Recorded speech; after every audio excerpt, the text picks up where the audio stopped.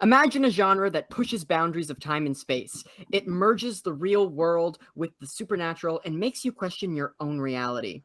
Pushing your imagination to the brink, futuristic elements, always evolving special effects, and unforgettable journeys. Are you talking about Sci-Fi? Yeah, but I'm hyping it up. Joe, you should try to do it with a little more of an epic voiceover, like in a world where the impossible is possible, journey across time and space to discover new universes, challenge all you thought you knew, and get ready to listen to the most daring episode of 21st Century Cinema yet, with a very special guest star. TFCC episode number 36, The Resurgence of Sci-Fi, starts now.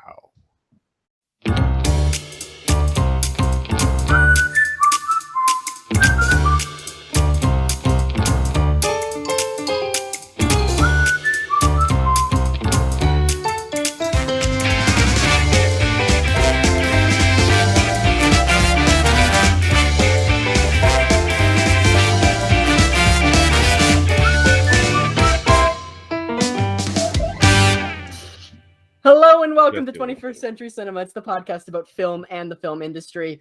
I'm one of your hosts, Joseph Delavecchia, and we have a heck of a panel for you today, folks. First up, it's the host of Tunes Love Boat, an all-new radio show on 93.3 CFMU. It's Ava Carvello. Say that again. What's my show name? Tunes Love Bot. Yeah, I think you said Love Boat. I did say Love Boat. You because did, yeah. Wow, Joe. Yeah. Wow, we messed up. Butchered Congrats, that, you know? by the way. Anyways, yeah, Ava's news. She's hosting a radio show now, guys, so check that out. That's awesome. Yeah, That's 92.3. wonderful. Yeah, we'll talk more about that at the end when CFMU. we plug. Yeah. Also joining us today, all the way from the eastern side of Canada, he's on the radio station 590 VOCM. It's the ever so handsome Noah Shepherd.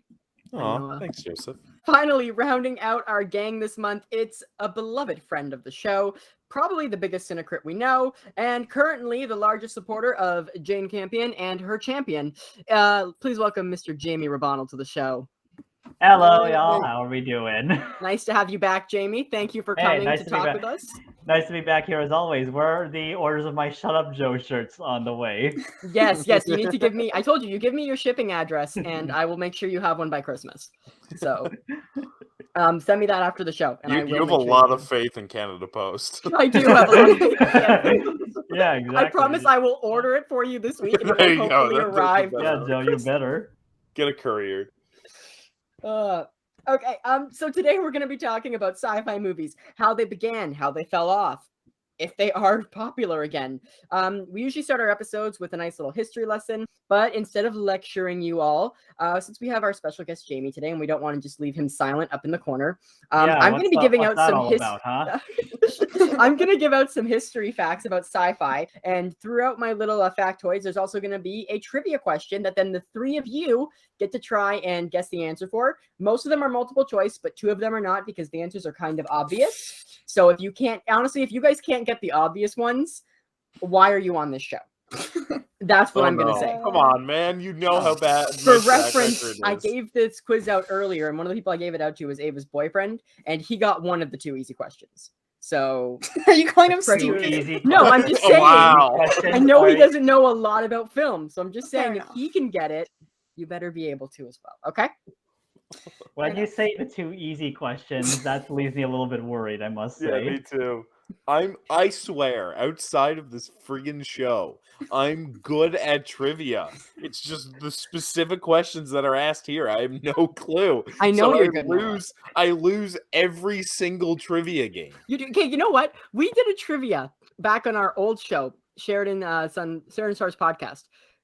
We did a trivia thing there, and The that Goop was a quiz? fairly easy one, and you still didn't get anything right. Was so it the Goop quiz? yeah, the Goop quiz, I strange got a celebrity couple businesses. right. I got a couple right. You were below 50%. Yeah. Yeah. Okay, here we go. While sci-fi may not have reached its height until the later half of the 20th century, it did begin early on when cinema first began. Which of the following early black and white silent sci-fis was the first of its kind? A. La Voyage dans la Lune. B. Mary Shelley's Frankenstein. Or C. Dr. Jekyll and Mr. Hyde. Who guesses? All of us? Yeah, you all get a guess. So whoever wants to go I- first. I will Okay, guess. Ava. This is literally a guess. Is it Dr. Jekyll and Mr. Hyde? Okay, that's your guess. You're all gonna put in a guess, and then I will say the answer. Jamie. I will guess Le Voyage dans la Lune. Okay. Considering you spelt Mary Shelley wrong, Okay. I'm guessing it's not that one. So I'm gonna go with. I'm also gonna go with the French one Oh, because I don't think you would have come up with that unless Okay. it translates into something. But that's true. I'm too lazy to Google it. Okay. La Voyage dans la Lune is correct. However, these 3 films are the first 3 recognized. Really? icons. Mary Shelley's Frankenstein came next, and then Dr. Jekyll and Mr. You're Hyde missing came a second third. E in her And name. There's an E and- after the L. Yeah, exactly. Is there? Yeah. I'm saying Shelley's. Yeah, Mary. Yeah. Shelley is spelled Shelley. Oh, you're talking about in the script. Oh, okay. Yeah. I thought you were talking about where I was pronouncing it. I'm like, Oh no. how am I missing an E there, man?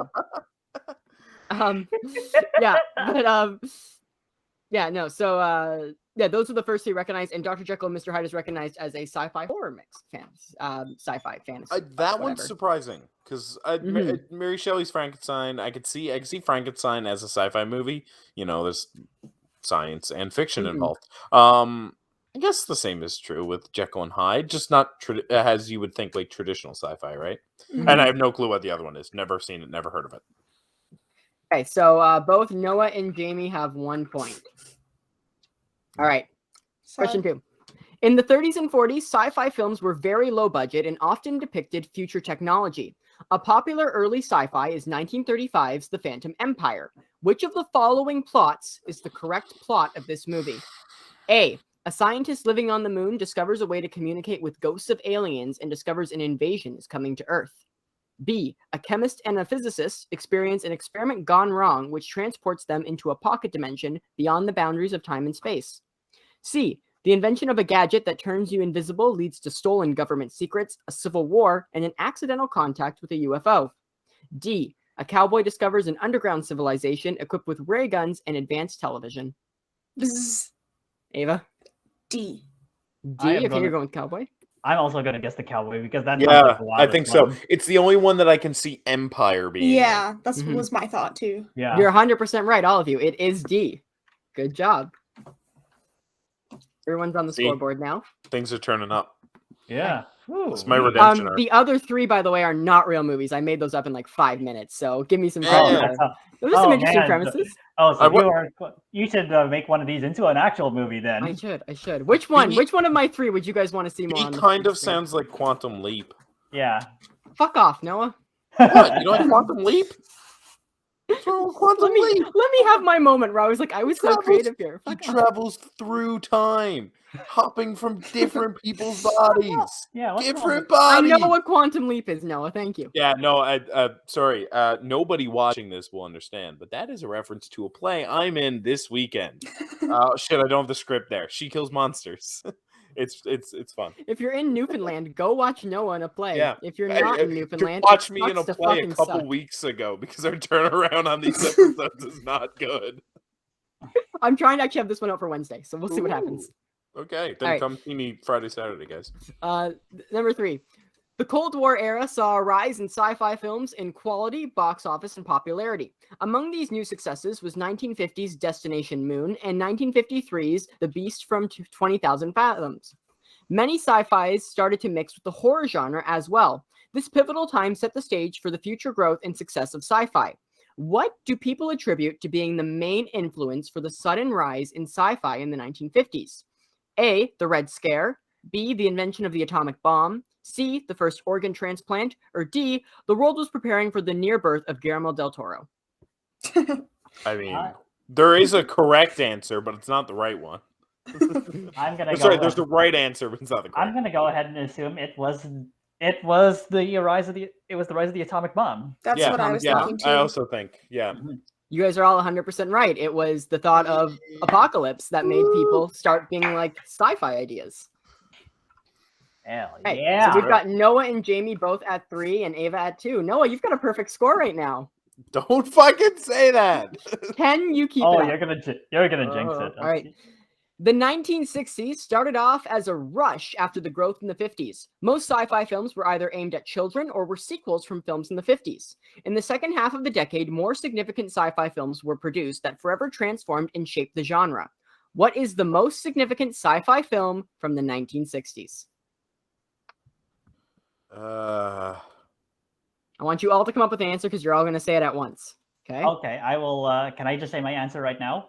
No, because then they're going to copy you, Jamie, because you're the most knowledgeable one Okay. here. Okay, then never mind. Do you want the year it came out in? I'll give you that. Sure, yeah. 1968. I have an idea. Jamie knows it. He I- knows it. Yeah. I think it is. Okay, we ready? I could be a real Yeah. big Okay, moron. say it. but- 3, 2, 1. 2001: A Space Odyssey. Ava, you didn't even say it. I didn't have a guess. For whatever reason, I thought that was way earlier. No. So Okay, well, worked it Jamie and down. Noah both getting a point there. 4 points. It's 2001: A Space Odyssey. Wow, Ava's like way far behind now. Yeah, she's Aw. got I two thought that points. was a 70s movie, which Me is It why was I not. always Right thought at the it was- end of the 60s. I thought it was 70s too today until I was doing my research. Hey, look, as somebody who saw the movie on 70mm, I would know the history of this movie. So. Yeah, he's the fair. The 70s, however, brought us the most well-known sci-fis, such as Star Wars, A Clockwork Orange, Planet of the Apes, Superman, and Star Trek: The Motion Picture. Besides sci-fi, what other genre/theme of movies was extremely popular at this time? A. Conspiracy thrillers. B. Documentaries. C. Horror films. D. Comedies. Or E. Superhero films. I mean, I horror films and comedies. I'll guess horror films. I am, maybe. I am actually going to take a different guess from all of you right now. I'm going to go ahead and say conspiracy thrillers. Okay. Hmm. I'm going. I think I'm going to. Oh no, but slashers were more 80s. Yeah, that's. Mhm. I'm gonna still stick with horror movies because they probably started coming in the late 70s. But Okay. So yeah, I know a lot of Noah slashers and came Ava in. say Ava say horror, and Jamie says conspiracy. One of those answers is correct. Who do you guys think has the correct answer? Well, if it's one Is of it those Jamie? answers, it's Yeah, Jamie. It's Jamie. Yeah, it's Jamie. It's conspiracy thrillers. Look, I've seen. Look, I'm here with my Blu-ray of All the President's Men. I watched that movie religiously, so yeah, Were Yeah. there not Oh like. yeah, I guess with Nixon too, Mhm. right? yeah. And Mm. come on, Alan J. Pakula made the Paranoia Trilogy at the time, so it's like that could just click for me right away. After the Cold War, people did not trust the government for some reason. Mhm. For Like, why would they? Well, why? those not watching the video, Noah is doing like some shocked looks right now, very sarcastically. Well, why should anyone trust the government at all, even today? That's a whole other can of worms. Is that your security elephant, Noah? Yes. Does he have a name? Kinda. He was named a while ago. I gave it to Riley as a gift. So, Is it but, Tusk Everlasting? I mean, the You guys remember that fucking book? Oh yeah, I do. Tuck Effer left. Isn't it Tusk? It's Tuck, isn't it? Tuck. Yeah, it's Tuck. What I is it? I thought you were referencing the movie Tusk. Me No, too. Like the fucking Walrus hell. movie. Yeah, the Walrus Tusks. Yeah. What about Is that a sci-fi? if you're ever looking for cool play to check out Elephant's Graveyard. It's a cool one. Okay. Yep. After the success of Star Wars, the 80s saw at least one huge sci-fi film a year at the box office. As every studio was greenlighting the genre, the distinction between sci-fi, fantasy, and superhero all began to blur as science fiction reached its highest point. What other part of the industry saw its first surge in the 80s because of the medium it provided for sci-fi? A. Anime. B. Horror. C. Mockumentaries. D. None of the above. This one's got to be horror. It's actually, I'm gonna say anime. Yeah, I think because wasn't Neon Genesis 80s? Evangelion. No, that was 90s. No, that's 90s. 90s? Oh, okay. But But I am Akira- still going to go with anime, right? Because they I'm tie gonna go with that together. because Akira came out around that time, so yeah. Yeah, that's what I was thinking. Jamie's yeah, right. Yep. Yeah, It is it's anime Akira. because anime got its big surge and it started to become more worldwide and get out of Japan. gonna Joseph, Keep guessing horror Um, until it's right. Joseph. Yeah. You said Jamie was right, but I think two people here answered anime. Yeah, exactly. So, Jamie and Noah were right. Thank you. All right. Are you glad I just ruined all the audio levels? Yeah, yeah, I am. It's fucking great. You know, I'm not gonna fucking edit it. Everyone has to hate Noah now in the fucking comment section below. Nah, they love me. The 90s brought us the cyberpunk era. The creation of the internet led to sci-fi focusing on more futuristic settings. The evolution of computers also gave filmmakers the ability to create more complicated and better-looking special effects on a much quicker scale. What event did this new era of special effects cause across the industry in the 90s? A, the first ever CGI'd person in a film. B, the first 3D film. C, re-releases of films with new enhancements. I'm gonna go with A. A. I'm saying the first 3D film. Okay. I'll Ava? say 3D too. It is not. It is the re-release of Oh. films with new enhancements. Whoa. Oh, Fucking wow. One time George I just had Lucas. to wait for Finally got Jamie it all- to answer. Finally, Yeah. I got something Fucking wrong. seal. But About yeah, time. Get it no, wrong. a lot of directors decided they needed to make a few enhancements to films, which okay, fine. And then George Lucas was like, "Hold my beer," I thought and that he was did it for 2000s. like 20 fucking years. Sorry. I thought the re-releases of the Star Wars were in the 2000s. The first ones happened, I believe, in the late 90s Yeah. when he did A New Hope. Yeah. Gotcha. You know, Han didn't shoot first anymore. What are you talking All about? right. Han never shot first. Yeah, Han never shot first. What are you talking about? Here's the last question. There is no multiple choice here. Oh no. The 2000s, so you're all going to have to get your answer together and then answer at the same time, okay?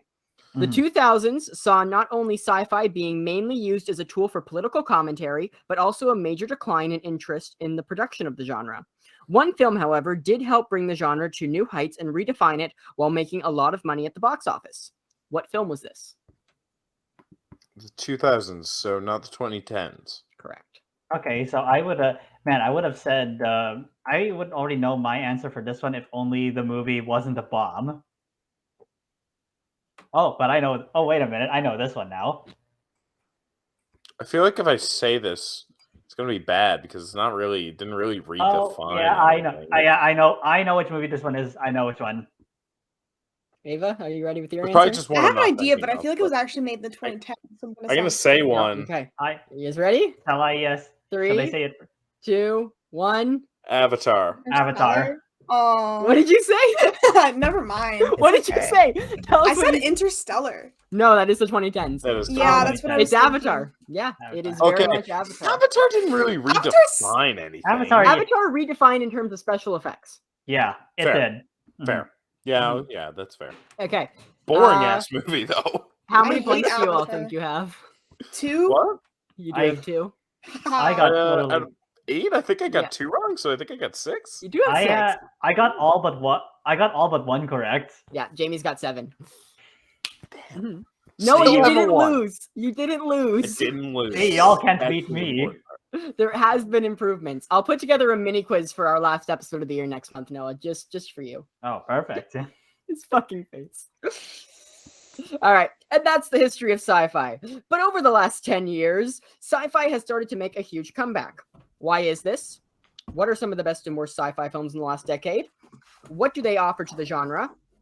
What is typically considered a sci-fi? And that's what we're going to talk about right now. We're going to break it all down. So I've got a list of 11 movies here. We can throw on some more if we want as we go. But we're going to start off with the first one. Let's talk about the most recent sci-fi that has rocked the nation. Let's talk about fucking Dune, guys. Let's start this on a high note. We all saw it. I believe we all loved it. Yeah. Yes, indeed, we did. Absolutely. Fucking amazing. I am still kind of pissed that I didn't get to see it at TIFF, but I still caught it anyway. Yeah. What a gorgeous movie where none of the landscapes are supposed to be gorgeous. It's incredible. Yeah. I know, It's right? well, it's Denis Villeneuve, but Yeah. He's an Yeah. amazing director. he is. But yeah, no, it was loved it. It just really well done. It's one of the very few movies in the last little while that I've seen it and be like, that's an epic. You know what I mean? Like this is an Yeah. epic story journey with a huge world and huge stakes and a big scale. One of the very few movies that I've seen recently that's done that so well, and one of the very few movies that I liked that wasn't just a quiet, cozy story. Mhm. I would also argue that it is the first blockbuster since maybe Mad Max Fury Road or the Lord of the Rings movies to feel like it's an actual event to be there, Absolutely. rather than another part of a franchise that comes every 2 years or so, or every quarter of a year or so. Or every Yeah. 2 fucking months, and now every week because of Disney Plus shows.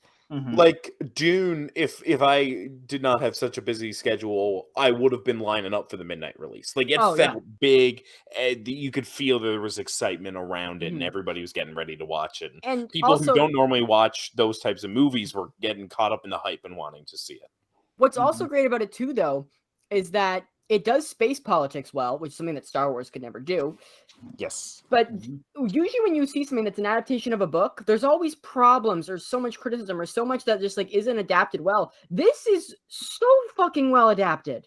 Well, one It's of the go ahead, Jamie. It's extremely faithful, and the other thing is, I was always skeptical because even if you're being very faithful to if you're being faithful to Dune, there is a big problem with the fact that that whole book does not fit into one movie. So I think that adapting it the way that Denis Villeneuve did by having it split into 2 parts, that was the best way. That was the best way to go about it. And even though we're only seeing what's essentially just half the story, it still feels like a complete story.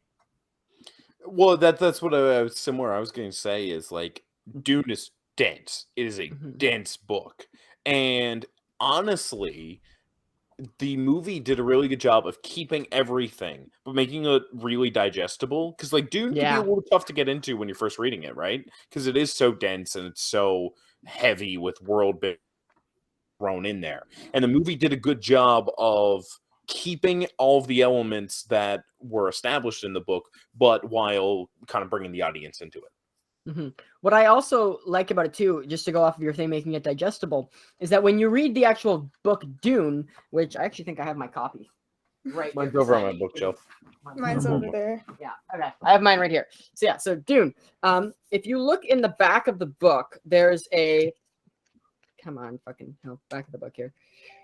There's a glossary in the back that tells you like what everything is. You can like go back and look and I didn't know that existed for like the first couple of weeks I was reading. yeah, it's important. But like you're Yeah. constantly checking it while reading the book to help yourself like make sense. In the movie, you wouldn't need that. It's so very easy to know what's what and how things are explained. They do it so well. The movie does have a lot of exposition, but it's natural. It's how exposition should be in movies. Yeah, absolutely. I am going to equate it to like its equivalent in fantasy would be like Game of Thrones, is what Yeah, I feel like. That's It's very exactly it. similar to the way it was adapted and like the way the story is about and what you're saying about like exposition, how it like eases you into it. Like there's tons of things that could have went wrong with Game of Thrones, and there did later on, but like at the beginning, it was done perfectly, and it's very. I feel like it's very similar to Dune. well, Like it's geopolitical, Yeah, massive exactly. world building, and it encapsulates everything. It doesn't feel like it was like I don't know, like everything is dealt with. I like it. It does a great job of making politics interesting, which is always Yeah. Game of Thrones. yeah. Which like that was something that they really understood. Was Yeah. okay. You know what? Having all these people plan everything is most of the time just as interesting if we do it in this way as the plans either falling through or going ahead. It's this constant promise of payoff, and Dune both built up and payoff, and also Jason Momoa is incredible as Duncan Idaho. He is great as Duncan. I kind of He's wish they were doing the amazing. whole series so we can see him come back as a weird like ghost zombie thing. Yeah, me Yeah. too. Love him. I He was miss so him. great. Yeah, no. There were so many characters in this movie who like I was just so excited to see it, and they just did such a great job. And I was Absolutely. really happy with Momoa's performance. I was happy, I think, with everyone's performance. There was not a performance in that movie that I disliked. Agreed. But to talk more now on the sci-fi side of it, it's a great freaking sci-fi. Like I said, it does this whole politics thing with different planets and worlds and how the systems work and the government, and it does it so well. It makes it digestible. It makes it a fun adventure that you're actually intrigued in and you want to know more about and you want to watch more. And it's also just the special effects and the visuals, absolutely beautiful, like we said. And it doesn't try to just shove all of these. You see, one thing about Star Wars is like, and I love Star Wars, but everything has to have a different species. Everything's got to be different. There's got to be all these different makeup and hairstyles and blah, blah, blah, blah, blah. Here, it's very much its own contained thing where it's humans have colonized in the future. And I really liked that instead of, having to worry about all of these different like alien races that could possibly show up. Like in fucking Avatar, where, yeah, it's fucking Avatar. It's a fucking 3-hour movie where you take a tour guide of a fucking alien planet. So bad. It's so boring. It's It's so so fucking boring. boring. There's gonna be 5 of them in the next 15 years. Thank you, Um, James Cameron. Very cool. Yeah. James, you made like one good movie. Which one are you saying is this a good movie? Aliens. Not even Okay, Terminator? Yeah. Oh, you made 3 good I movies. don't like the 3 good Terminator movies. films. No, 2 good movies. 2 good movies. Wait. Aliens and Terminator 2. No. Come on. I would say Terminator 1 is even better. He's chasing him chasing a kid, and like Arnold's not scary. He's Arnold. He is kind of scary. You know what I mean? He's Arnold. He sounds like Arnold. He looks like Arnold. But Because the Arnold fact, Schwarzenegger is an actual fucking robot in real life. That's why he works as the Terminator. Yeah. James Patterson. James Patterson is an Cameron. author. No, what's James- the guy's name? Who's James Cameron. No, who's the Terminator, or like the T-2000, I guess? Robert Patrick. Robert Patrick, that's his name. I always forget his name. Robert Patrick just looks like a regular fucking guy, and that's the scariest part about it, because it's just this regular guy who could blend in anywhere. Because like Arnold walks in something, you're like, that's a robot, but Robert Patrick walks in, and it's like, that's just a man. And the fact that he's chasing a kid, it's much scarier than him chasing this grown, very capable woman. Fair then enough. That's a take I can respect. Yeah, that's been my Terminator 2 take. Okay. Anybody else want to touch on Dune before we move on? I actually do have something just quick to say that I find that it's kind of like high sci-fi, which some things kind of fail to do because it often becomes like goofy or like hard to take seriously or a little bit too far over the edge. But like what you're saying about having it like be all humans, something about it brings it a little bit like lower on the like sci-fi intensity rating, but it's still high sci-fi, but manages to be very serious, but not like full of itself, if that makes sense. When movies are too serious, like I don't know. And it's high sci-fi, but does it very well, which is very satisfying. I very much love sci-fi, so it's very, very. The nice last to thing watch. I want to say before we move on is that I love my copy of Dune because it has a rate on it right there. It says on the front, soon to be a major motion picture. Like we're just erasing the original one. We're acting like it did not I mean, to happen. be fair, It's pretty funny. To be fair, on that note, David Lynch has said he disowns his version of Dune, and he also tried to put the Alan Smithy. He tried to put the Alan Smithy name on it. Can they please bring back Sting for the second one? Just make him anyone. I don't care. But please bring back Sting. You should send Denis a note. I will. I'll drop him a line. But speaking of Denis, let's go a little bit back to 2016 to his sci-fi film that rocked the house, Arrival. It just kind of arrived here, you would say. It did. I loved this film. I was dragged to this film and did not think I would enjoy it, but my friend who was bringing me, he was like, "No, it's going to be great. It's going to be great. It's Denis Villeneuve. He did the first Sicario." And I was like, "Okay, I'm interested." And I sat down and I was blown away in the theater by this movie. Jeremy Renner is great. Those who know me know I don't like Amy Adams very much. Sorry, I still Okay, great. Where's my shut up Joe shirt? I need another one now. I still haven't seen Arrival. I know. I'm sorry. I still haven't seen it. But the fact that you just said Jeremy Renner's great. Jeremy Renner, Amy Adams, and Forrest Whitaker, man, and it's fucking amazing. Yeah, but Forrest Whitaker and Amy Adams are like respectable actors. Yeah. Jeremy Renner has his own Instagram app. Jeremy Renner, the Jeremy Renner app, yeah. Have you not seen the Jeremy Renner app? What? You need to go find the Jeremy Renner app. Oh my after. gosh. I think the app is gone now, but it was when it was up, it was something. Okay, but anyways, the movie's fantastic. It's a great story. It tells the story by using its time travel mechanic super, super well. It's so good. It's a unique take. I absolutely just loved this movie. It was interesting. And yeah, it showed that Denis should make more sci-fi, and I'm glad that he's making more sci-fi. And that's my take on Arrival. Any questions, comments, concerns? No. All that I really have to say is that I think that science fiction is pretty much Denis Villeneuve's wheelhouse based on this, Blade Runner, or 2049, and Dune. Yeah, I mean, he's kind of single-handedly, like, with this whole episode, we're talking about the sort of resurgence of sci-fi.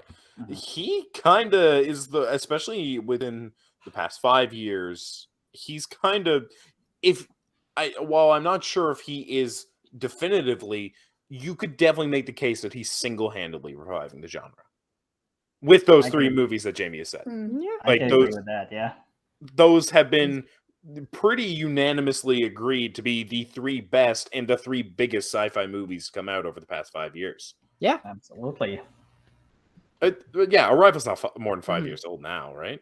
No, it's going to be 5 next December. Jesus, man. Yeah. Okay, all right. I'm Well, gonna. if you're counting TIFF from years, it technically already turned 5. No, sorry, it's Oh, 5. It's It's 5 this December. It was 2016. 2016. It's Yeah. 5 this December. Oh, yeah. It's 6 next December. It's 5 years All right. already, Noah. Yeah.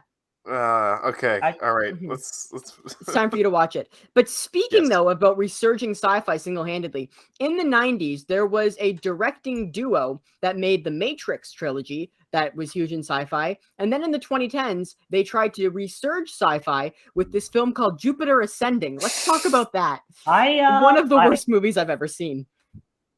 Okay, I need another Joe shirt right now. Then No, Jamie. I respect You like You don't Jupiter like your Ascending? I like love Jupiter Yes, Ascending? I love Jupiter Ascending. What? Fucking hell, I'm done with this fucking shit. Fuck that. Yeah, yeah. What I was saying a second ago about high sci-fi being hard to take seriously and like accidentally goofy, that's Jupiter Ascending. That's exactly Channing that- Tatum is an alien that is werewolf exactly- man. That is exactly why I love Jupiter Ascending, though. It's so goofy, unabashedly, and it's so unabashed about it. And I honestly really love that somebody went and just actually greenlit a movie like this. Eddie Oh, what? Redmayne is bad in that movie, That's Jamie. why. But that's So it's like why- the case that it's so bad it's good. I wouldn't even say it's just so bad it's good. I actually think it's genuinely good. It's not. Yeah, Oh my There God. is something. No, I'm not a Jupiter Ascending fan, but there is something to be said for a movie that just leans so heavily into what it is. Like, you guys know the TV show You? Have you guys watched that? I am not. Like, it's a goofy show. Like, the villain is the most like mustache twirly guy who you've ever, like, the main character, and like is his inner monologue so like over the top, like stalkerish. And it is so like unabashedly what it is, but the show is genuinely good. The show is not so bad it's good. So there's something to be said for things that like just embrace fully what they are. Mhm. And well, I'm not sure if That's that is Jupiter that's Ascending. exactly the case I am making for Jupiter Ascending. Yeah. I think it's now. that I redeeming can- of a I can hear quality, that. Yeah. That's And- fair. though. And you know what? I will also just say on that note that I believe Speed Racer is a masterpiece. That Yeah, I agree with. Speed Racer is a good Yes! movie, and it's ridiculous that it is not viewed as such because it's a great movie. It is. I'm so mad that I missed the IMAX 70mm showing of that one. So, Joseph, Jupiter Ascending? I'm looking up some quotes right now from Jupiter Ascending. Here's an exchange from the movie. Are those flying boosts? They harness the force of gravity, redirecting it in differential equation slips so you can surf. Yeah, I heard gravity and surf. Up is hard, down is easy. Thank you. Wow. That's fucking dialogue from Jupiter Ascending. Mind if I read you Josh Lewis's Letterboxd review for Jupiter Ascending? Because Yes. Josh Lewis he's a great guy. He's a Toronto-based, and he's also a professional film critic and programmer. Okay, here's what he wrote about the movie on Letterboxd. He gave it a 4 out of 5 stars, by the way. He says, a trashy, bizarre, bloated space opera, a pulpy sci-fi novel complete with lizardmen and rocket boots done with utter conviction in its bleeding heart dorkiness. It's massive, overly ambitious, totally nonsensical, and infallibly sincere about its insane world-building design and strangely calibrated performances. Also just genuinely weird and expressive in ways big movies aren't really allowed to be anymore, and thus destined to be made fun of by the most boring people on the planet. We don't deserve the Wachowski sisters. You guys. You guys. I haven't said anything bad about it. I didn't say it in particular. I just said it was goofy. I said it's a little hard to take serious, but if The that's a film? redeeming quality, I never said it was inherently negative. Does anybody know what the opening line to Jupiter Ascending is with a voiceover from Mila Kunis? Does anybody know what it is? I can look that up right now. Technically speaking, I'm an alien, and from the perspective of immigration, an illegal one. That's That what. just seems factual. Yeah, that Another is just- great quote from this movie is, "That's capitalism, babe. Shit rolls downhill, profits I slow mean, up." where's the lie? Yeah, I don't know, Joe. That's You're fair. missing me with this stuff. You're just putting me Guys, over to this Jamie's movie side. is so bad. So bad. And- When I was in the Fun. movie, when I went to see this movie, it was me, my best friend, and two ladies behind us, and that was it. That was the fucking theater. And this movie was so bad that these two ladies started like screaming and chirping the movie by making fun of it. And usually I hate that, but it was the only thing keeping me going in this movie. My favorite one is at the end of the movie when she tells her family she met a guy who is Channing Tatum's werewolf space dude. And one of the sisters asks her, what's his sign? And the ladies behind us go, lupus. And that's the best part of the movie for me. Because this movie is so bad. You know she's an alien because she controls the bees? Yeah. Can you control bees? Yeah, can you? Can you control bees? Answer it, Joe. Yeah, answer us, Joe, right now. I can't control fucking bees, but let me fucking tell you that movie is one of the worst pieces of shit I've ever fucking seen. I already thought the Wachowskis were overrated and not great. This just cemented that for me. Oh yeah, you're okay. That's another order of Shut Up Joe shirts right now. What are we at? We have to be at like 12 now. One for every day of the month is what Jamie's goal Just is. give him the full shipment, Joe. Thanks. All right, here's- let's Because I was gonna talk say, about. hey, that sorry, go ahead. with regard to the Wachowskis, I was actually lucky enough to see The Matrix on a 35mm print over at the TIFF Lightbox, because they had a retrospective dedicated to films that were released in 1999. So it's like a retrospective for the turn of the century. And we also had an introduction for the movie with from a transgender professor who spoke all about how the movie, when you look at it as an allegory for coming out as trans, it actually adds a different meaning to the movie, which makes a lot of sense when you think about how the Wachowskis only just recently came out. Yeah, I did a film course following my time in Ontario when I came back here. And we had a good discussion. One of my teachers, Dr. Jamie Skidmore, great guy, very great guy. We had the big discussion about that, and that was sort of what his lecture about the Matrix is based off of. And it really does, when you understand the person of the Wachowskis, it really does add to the film and give it a lot more depth. Also, I was also gonna say, do you ever remember what were the first words to appear on the screen in the movie, by any chance? First words. Because I know what they were. I can tell you them right now, if you can. Yeah, go for it. Call trans opt received. Uh-huh. Yeah. Not about to that? diminish your guys' point, because it's a Yeah. very good and very fair point. But Yeah. I just need to point out, none of this Mhm. fucking redeems Jupiter ascending. Okay. All right.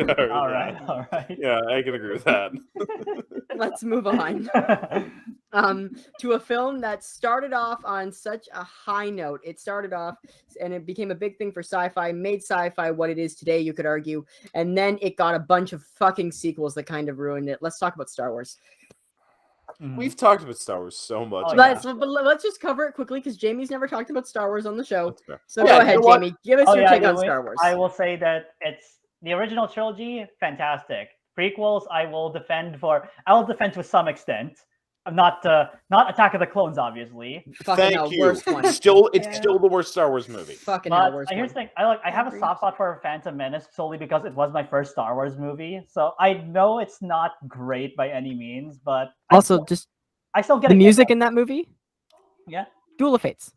Yeah, exactly. Look, I still get a kick out of Phantom Menace. So yeah, and I also really do like Revenge of the Sith. So yep. Yeah, I believe Revenge of the Sith is a good movie. So I do think that one just gets roped in with the other two. Yeah. Jamie, And you want to know what I'll have to say about the sequel trilogy? On the other hand, wait, before you go to that, just a Oh, question no. for you though about the prequel trilogy because you like Revenge of the Sith. Have you ever heard about the tragedy of Darth Plagueis the Wise? No. yes, I have. Stop. No.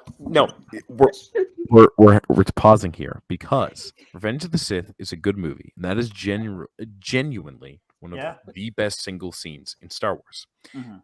And the fucking memes have ruined that movie. Exactly. I don't usually let that stuff bother me, but the prequel memes targeting Revenge of the Sith have ruined it, and it's so good, and it's genuinely enjoyable, and it's everything you can want from Star Wars. But they take it all. All those memes ruined such a great scene, and I'm still mad about it. So 2 things for Yeah. you, Jamie. 1, every time I say that, he goes on that rant. 2, I didn't think so. It's not a story the Jedi would tell you. Tell us about the sequel trilogy. Okay, the sequel trilogy, on the other hand, has only one good movie. If you say The Last Jedi, I'm fucking done. That's the movie. The entire B plot of that story does not affect the plot one way whatsoever. It does not stay faithful to any of the characters that it establishes throughout the prior 6 movies, especially the original trilogy.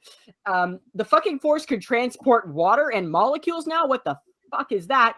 Luke and Han were like brothers, and we don't even get a fucking moment to mourn because Rian Johnson cut out the 30-second scene film because it wasn't important to the plot, but fucking Canto Bight was?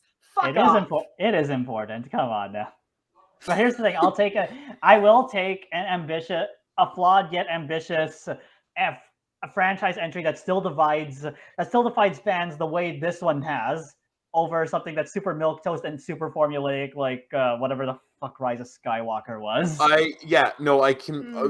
We've had this conversation before on the podcast. But I'm of the opinion that The Last Jedi is 1/3 of a good movie. Because the Rey, Kylo, Luke stuff, genuinely, I really enjoy, and I love that they did go risky with Luke and not just make him another Yoda and Obi-Wan. And I have made that point before. However, I do think the other 2 plot lines are completely useless. I will also say that, Noah, I think you can agree with me on this one. At least, if anything, The Last Jedi feels like it was made by, an artist really wanting to make something different with a familiar Don't call template. him a fucking artist. Hey, wait, Joseph, let me get to my point. Whereas the other movies, they feel like they were just stitched together by a committee, just basing off fan theories. Yeah, well, the other 2 feel like Marvel movies. This one actually feels like they were trying to do something different.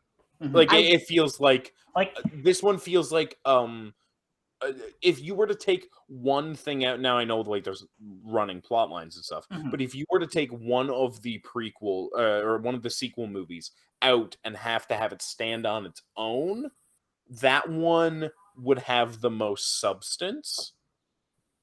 And I do think that if they had continued with it, instead of backtracking with Rise of Skywalker, we would look more favorably on it.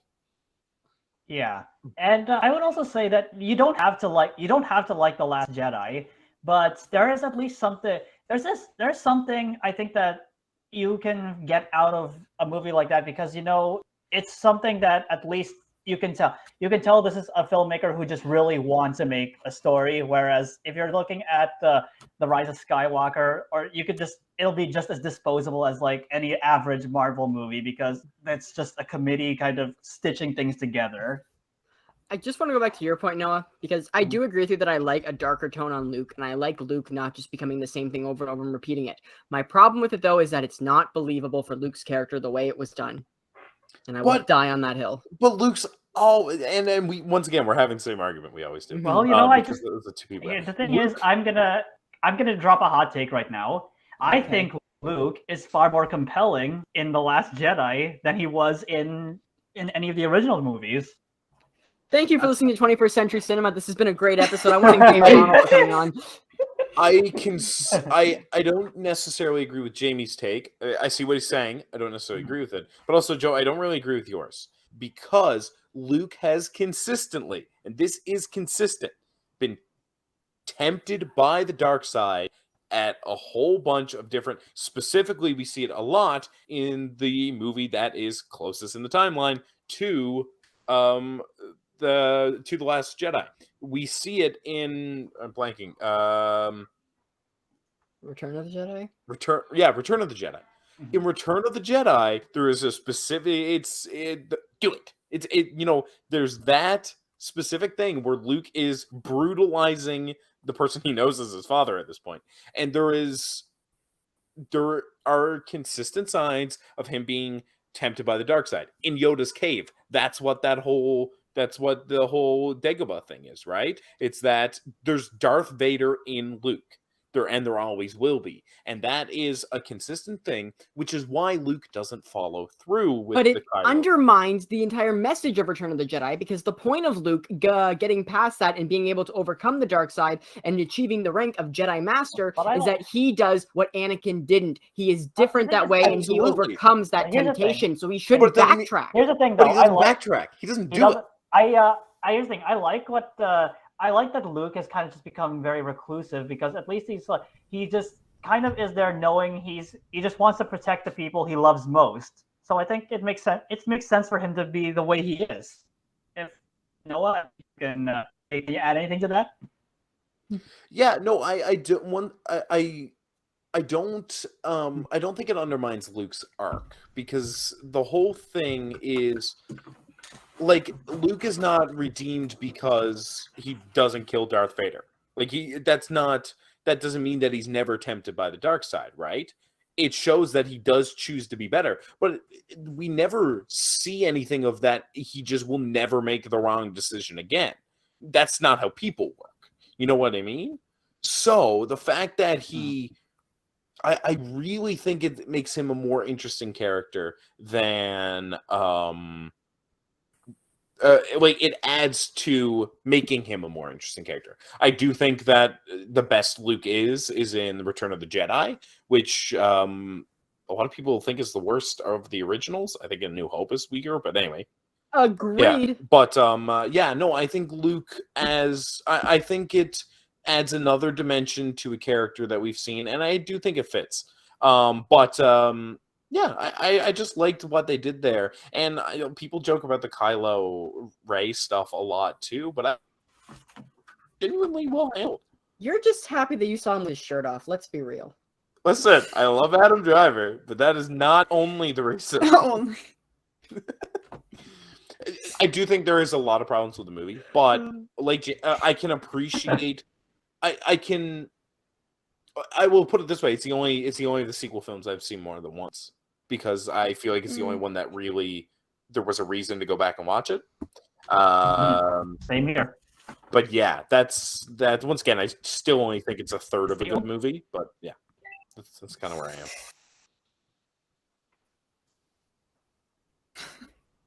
Let's move on. Yeah. Let's talk now about if this genre movie is considered sci-fi, and we're going to talk about superhero spacey movies, specifically movies like Fantastic, The Eternals. No, I gotta call this out right now. Ah, You yeah. only wanted to put these here so you could get Jamie talking about Marvel. That is the only reason these are here, and I know it is. 100%. Yeah. And Jamie, What's your you have the fucking floor. Well, as Martin Scorsese once said, these are in cinema. I'm gonna say that right now, because okay, because the thing is, when it comes on to this show before too.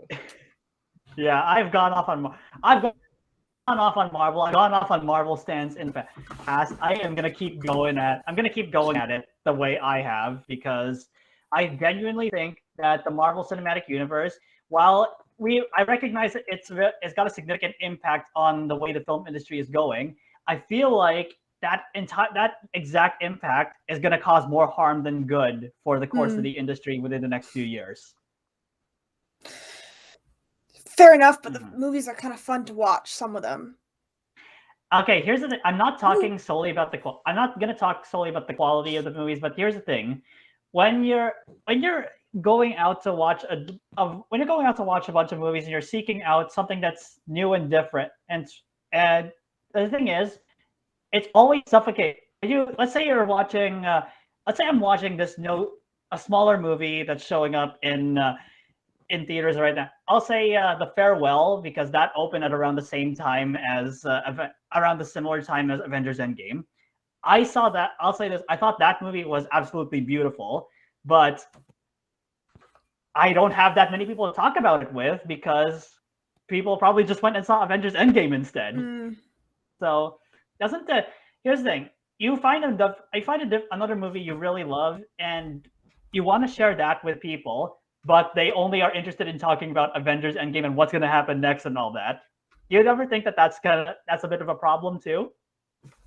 That you want more like esoteric conversations. I think the people who haven't seen the movies you're talking about, they wouldn't have seen them if they weren't for I know Avengers. I It's just know. if they're only gonna see Avengers. If it didn't exist, they wouldn't see anything. Yeah, Which like I don't like how it is repetitive, and every movie I have not seen the last few, but like I really enjoyed like Guardians of the Galaxy. That'll fit like I enjoy Sci-Fi, and I think I really like that, and I like Thor Ragnarok. I don't want to get Joe started on that. But that's also like sci-fi. But it's just it's almost like a comedy. It is like becoming a more narrow genre, and it is really like encouraging, I don't know, people milking the hell out of every single franchise they have. But I don't know. So I go and see a Marvel movie, and sometimes I have a good time, and that's what movies are about. There are some good, fun Marvel movies because they're different. Guardians is one of them. The reason why I enjoyed WandaVision so much was because it came at the time when the MCU was so overdrawn, but it was different. It was creative. And then it followed up with The Falcon and the Winter Soldier, and that was fucking shit. But I like that when they do different things and they try to do something that is creative. I'm 100% behind that. But when you've got something like I just recently saw The Eternals, where it wants to do something different, but it doesn't execute it well at all. There's no thought or heart behind it. Or you've got a movie that isn't even Marvel, Fan Four Stick. What the fuck even is that film? I'm gonna say regarding Eternals that I haven't seen the movie myself, but it feels like the case is there that Chloe Zhao says that she really wants to do something different, but at the same time she's kind of being forced to what everybody wants an MCU movie to be. I think, and that's kind of why it didn't stick ending that a lot of the other MCU movies done with Sinatra. I think we're losing you out here, Jamie. This is because he was bashing Marvel. This is the Marvel gods punishing him. You can't say that. They'll come after you. Is just like sniping his. You have to pretend that you like it. There's gonna be a red dot on your forehead soon. Oh yeah, true. Okay. I think we're all kind of saying the same thing, right? And but of course we're gonna say that because we're movie people. Like I got Marvel fatigue after Ultron. I was out fairly early. But I enjoyed Guardians. Black Panther's good. Like there are some really good ones. And like any giant franchise, like we just debated Star Wars for 10 minutes, right? So there's always ups and downs. But yeah, I think we're all kind of saying the same thing, which is why we're movie people. And while I don't, for the most part, I would say I enjoy about 10% of the Marvel movies out. They're not made for us. And it's unfortunate that they do gain such a giant audience and dominate. The big issues come in when it's dominating the market and when it's changing the way movies are made and which movies are getting popular and which ones are getting completely ignored and what's bombing, what's not, and what's getting promoted. There's a lot of that mixed up. That's the harmful impact of these big IP, big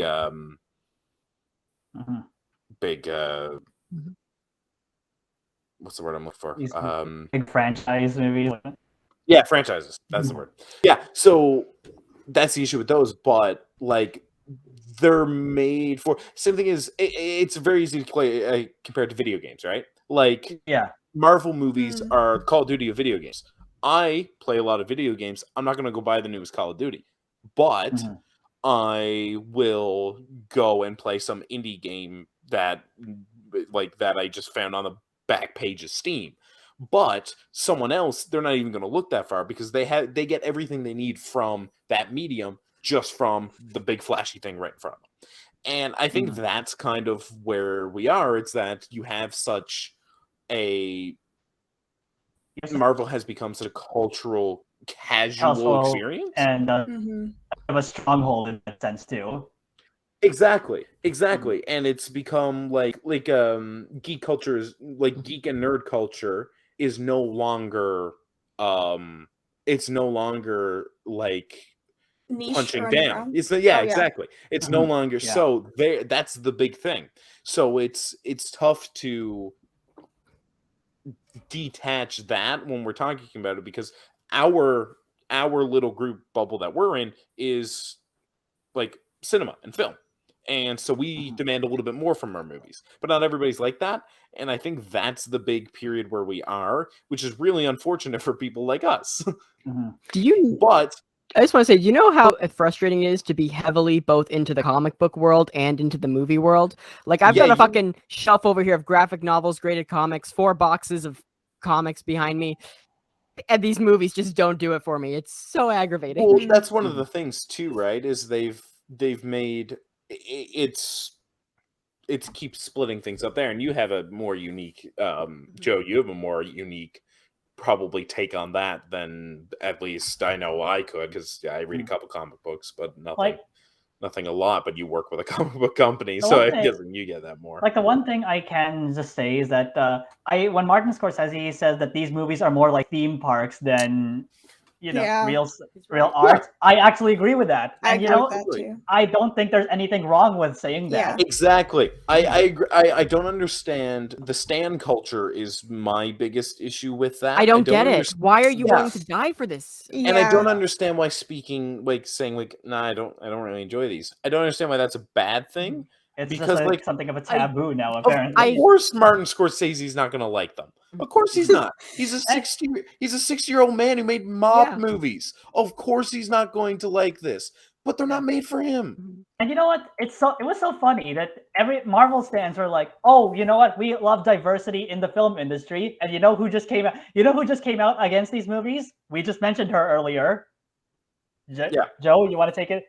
Do you want me? I don't know. You're her champion. Jane Campion. Fucking hell, I'm gonna butcher her name 1 million times. Yeah, Jane Campion went ahead and said, "Yeah, I hate superhero movies." And then MCU fans are like, "Oh yeah, go to hell, you old hag." And it's like, okay, the mask just fully came off. You don't really support diversity if this is actually the way you're gonna be treating the first woman ever to win the Palme d'Or at Cannes, and you're gonna her. This is Jamie, you're making like your biggest point, and you've completely frozen. I'm telling you, Marvel's behind this right now. Disney is doing this somehow. Jamie keeps building up. He's at the highest point, and it's just. But yeah. Anyways, that's. Oh, is my internet gonna go ahead and like again? Yeah, I was going to say though. Just to backtrack a few steps back, because Noah is right. I do have such a unique take and look and perspective on this, and I'm really tired of just being told when I voice an opinion in the groups that I of course circulate with these 2 circles, when I say I don't like these MCU movies, I don't think they're great, and I'm sick and tired of people saying that Endgame was great, because it really wasn't. It's very flawed. And stop telling me it's the greatest cinematic experience ever when people say, well, statistically you're wrong. Who gives a fuck? The point of movies is to have different opinions and to see things a different way. It's art. It's subjective. Fuck off. I don't care about statistics. Well, yeah. And then they're just using that to shut out an opinion about the MCU that they don't agree with. Yeah, exactly. It's aggravating. A lot of my favorite movies, I really enjoy watching Noah Baumbach movies. Of course, my taste isn't going to be to sit down and watch like Jamie said, like the very theme park style movies, right? But that's okay. I don't have to like it. But I'm not taking away from you. If you find a lot of joy in the Marvel movies and that's what you want, you just want this fun roller coaster ride, go for it. Absolutely. And I'm not even saying that I don't enjoy stuff like that every once in a while. I really like I said, I really enjoyed Guardians. I really enjoyed Suicide Squad, the new one. And that's like the Academy Award-winning Suicide Squad film? The other one. So I can do it in doses like that where, okay, I pick the one that I'm going to watch. If I enjoy it, I'll enjoy it. And that's fine. And so it's the same thing. Like, I don't want to go to a theme park every day.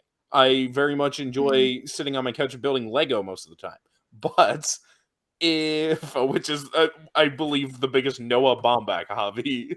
But that's the thing. It's like there's some people who that's what they'll do. That's how they go out and that's where they have fun. And that's fine. My issue becomes with the stan culture when it's like, oh no, you're not allowed to have that opinion. Where it's like, okay, That's like but last time Jamie. Oh, sorry. Go ahead. No, finish your point. but and that's the thing, right? Like my biggest issue is more so with Marvel, other than like the more Disney corporate side of things. That's a whole different thing that I don't want to get into. Is the stan culture that annoys me, but that annoys me for pretty much everything. So Yeah, I was gonna say just to bring up quickly before we move on. When Jamie was on the show last, we had this discussion about how there was a reviewer who reviewed the latest episode of Loki, and he said he liked it, but he just pointed out a few flaws with it, gave it a 7, and because of the backlash from the MCU stands, guy lost his fucking job writing reviews for the Loki show. Like, what the fuck, guys? I'm telling you, it's What the have we Marvel come to? stands working on Jamie's Wi-Fi right now. That's why that's happening. It has to be because it's You fine. should We're get gonna him get- on his Twitter. They're brutal towards him, and Jamie does not pull punches. It's amazing. I do not. Ooh. So entertaining. At Firewalk with Jamie, follow. Hyperlink down below in the description. all right, I but think we said enough. I have about to ask Twitter the here question already. though now as to why we're here with this episode. 'Cause we kind of got derailed. Are they a sci-fi? Some of them Yeah, are. Some yeah, of them are. Some of them yes. I They're agree. Some of sci-fi them movies. are. Some of them aren't. I don't think they're great though. Mhm. And Yeah. my last question before we move on, I'm not going to dwell on it. I'm just going to ask, and Jamie, I just want a yes or no answer. We're not going to discuss it any further. Okay. Do you like Thor Ragnarok? It's well, it's all right. Okay, fine. That's his answer. Sad. Great. Moving on. The Matrix. We kind of touched on these a little bit, but let's talk about them a little bit more. The Matrix was really interesting and impressive because it was in this height of the cyberpunk era, as we mentioned earlier, where people were focusing more on futuristic technology, and the Matrix goes into this futuristic, like cyberpunk, I guess you could say, prison like world. It's a very interesting take. It's a very cool concept. It's spawned so much into sci-fi and just how people look at the genre. It's an instant classic. Keanu Reeves as absolutely fantastic as Neo. It's a great franchise overall. Yes, the second one isn't as strong as the first one, and the third one exists. But I'm gonna defend those films to death, to be honest. But the first Matrix is a film I solidly do enjoy and I do like. And I think that they were great for the 90s because not only did they fit in that era, but they kept the genre alive for another 10 years. One thing I find about the Matrix is they really the first one specifically. The first one really aged well. It It's one of does. those movies Mhm. that's very hard to pin down the decade on. Mhm. If you don't know, because a lot of people do know it was a big 90s movie. But like they really age well, and that's one thing that's really tough to do with sci-fi, considering it's such a special effects heavy genre. But no, the Matrix it's just so solid. It's just solid, right? Yeah, The first one, especially. It basically just invented the bullet time effect that we've seen parodied in so many other movies now. Yeah. Yeah. Well, it's the Matrix is such more of a bigger cultural thing than you think, It's right? very I iconic. honestly think early 20s Zack Snyder watched The Matrix and he was like, slow-mo in every shot. Why didn't I think this is genius? Yes. And that's what happened. And I also wanted to say that with regards to the Matrix, I think that it's interesting how interpretations of the movie have basically changed over the years, which is why I think that when you're talking about this movie as a big cultural milestone, you still feel that impact even today because Absolutely. because Absolutely.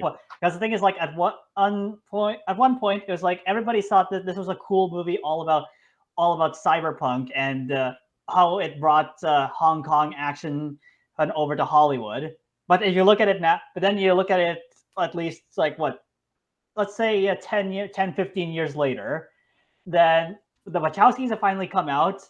They'll say, oh, this is actually really about the experience of coming out of the closet as trans. Because Yeah. because It's Oh Yeah, you keep going, Jim. That's what I also think you should note. Like, because you know how we all view dead naming as being a very harmful, especially to trans people, when you're just constantly referring to a trans person by their birth name and all that.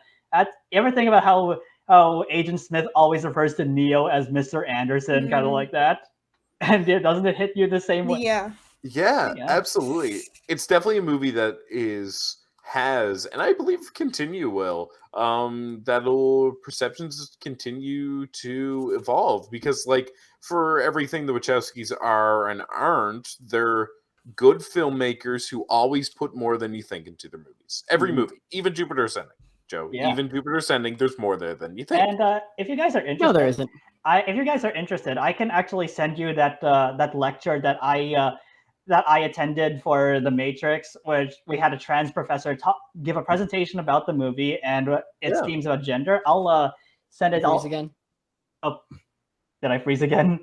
You did. Keep going. It's good. Okay, I can send you that. I can send you a video of the introduction for The Matrix 35mm showing that I went to with a trans professor because it's I learned a whole lot about that movie ever since then, and I brought a friend of mine who actually only went and saw it for the first time. I'm over at that screening, and you know what? It just pretty much wowed him there. All right, send it, and we'll also hyperlink it down in the show notes. Okay. Honestly, I kind of wish though, like that's such a unique experience though to have watching it, and it honestly must have caused such a great conversation for you because you're someone who's seen it like a bunch of times, and now you're seeing it now from this new perspective. But their first time is seeing it from this perspective, so that whole like watching experience, see something fresh from that perspective. It's just, you know, it's like when you get shown something and somebody tells you, like, look at it like this, or this movie is about this, but it's not like explicitly said that, but you know that going in. Like, it's such a different experience. My question is, and you may not know the answer, Jamie, but did your friend enjoy it now knowing it from that allegory, or did they think that it? He absolutely loved it. Okay. Yeah. Mm-hmm. Yeah. Mm-hmm. I'm excited for what do you guys think? Well, what do you guys think about the new one? I'm excited for it. Seems like they're really going in very, very like meta and mind fucking. Oh, I am absolutely here for it. I need to rewatch them because honestly, I don't even think I've seen the third one all the way through. Yeah. I honestly don't think an important note about The Matrix, and I've heard this, correct me if I'm wrong, but I believe every single piece of like official media is canon to the point where like the Matrix video games where they kill Lawrence Fishburne. I never played the games. I need more. Oh, Lawrence Fishburne's character. Yeah. Yeah. What's his name? Face? Morpheus. Thank you. Yeah. Morpheus. I was going to say Dorpheus from The Office. Where they kill Morpheus. Apparently just dies in like some video game. That's the reason he's not back in the new movie. Like every single piece of media that is officially put out by that is canon, I think. Mm-hmm. I thought he's been recast, and so it's just like it's still Morpheus, just looking different. But I could be wrong. You could 100% be right about that. No, we I'm will pretty sure find it's a out different when we see character. it. I'm pretty sure it's a different character. Yeah. Okay. Yeah. Interesting. All right. Very interesting. Okay, moving on now to our next one. We also touched on this one a little bit. There's nothing to talk about. There's nothing to talk about with this one. It's Do we want to skip Avatar? Do we feel like we've already said enough about Avatar? I think we could skip it. Yeah, we can skip Avatar. All right, let's skip Avatar. Let's talk about highest grossing movie of all time, still because of the special effects. But like, I don't know how much else it left behind beyond that. Guys, I didn't even get that. I watched it in 3D because I was young at the time. So I didn't even watch it in 3D. I watched it on a small old 1960s big box TV at my cottage. That's how I saw it. And it's the only time I've ever watched it. It's just pretty and boring, right? That's about it. Yeah, for me, it wasn't even pretty. Moving on, let's talk about Tron. I put Tron on this list because Tron was not a very good movie. It gets very much overlooked. The original one? Or the remake? Josh Hutcherson Tron. Remake Tron. Josh Hutcherson Tron. What? Yeah, Peter Millark in Tron. He's not in Tron. No, he's not. In the Tron reboot. Tron Legacy? Tron Legacy, thank you, yes. He's not in that. Yes, it's Josh Hutcherson, is it not? No, that's Garrett Hedlund. Is it? Yeah, it's Garrett Hedlund. Are you sure? No. Josh Hutcherson is in Tron. It's definitely Hedlund. It's definitely Hedlund. It is Hedlund. I won't... So there's Jeff Bridges though. So that's Is it always a not plus. Josh Hutcherson? Have I No, been it's not. lied to? No. It's Yeah. It's Gareth Hedlund. I saw this movie in theaters, and Same I, here. I thought it was It's- Josh Hutcherson until just this very moment. Joe, he looks nothing like Josh Hutcherson. I Yeah. don't know why I thought it was Josh Hutcherson. Anyways, Tron. It wasn't a great film. Obviously, the actors aren't memorable to me, but the special effects weren't bad. I kind of dug like the glow in the dark suits and just how the Tron world looked. I was a fan. That's all I just think wanted to put out there about this. personally, I find with Tron, Tron's just fun. Like, Yeah, it's it's fun. not a movie that I go into it expecting it to be a great movie, and I don't really need that from Tron. It's just cool, fun, quick sci-fi flick. And it was interesting to see how a movie like that was basically greenlit by Disney at a certain point, because I think that it's interesting when you look at Disney within the early 2010s versus Disney now. You ever think about that? Because like back then they were at least willing to greenlight a lot of really interesting stuff. You don't have to say it's good, but there's at least more energy there's at least a distinctive energy to those movies compared to say them remaking all their animated movies as live action movies now. Yeah, 100%. 100%. I will not disagree with you. Absolutely. Shall we talk about the next one? Because the next one splits crowds a lot. Which one is this? Okay. The next one is a film that I enjoy. I think that it deserves the recognition it got for its sound mixing and editing because it was fan-fucking-tastic. It's Interstellar, guys. I enjoy the movie. It's a good movie. I like Interstellar. It's one of my brother's personal favorites. What I find Interstellar, like the flack comes from the ending, right? Like that's where a lot of the flack comes from. I don't need a lot of sci-fi, you know what I mean? It needs to have this big grand problem. I don't mind them going weird and like kind of corny with it, and like I don't mind that. I don't mind them going with this kind of cheesy, emotional, personal ending. I just I think Interstellar is a good movie. And I think it's not an incredible movie. It's not an amazing movie, but I can see it's one of those movies that's a good movie that when people like it, it's one of their favorites. You ever know that before all of COVID happened, TIFF was actually showing Interstellar on a 70mm print. Ooh. Oh yeah, here's the thing. I was thinking I would have wanted to see it there just to see what it was like, because I didn't get to see it on 70mm sadly. But I always think of Interstellar as a bit of a weird one for Nolan. But the thing is, I'm more on board with this than whatever he did for Tenet, honestly. Absolutely.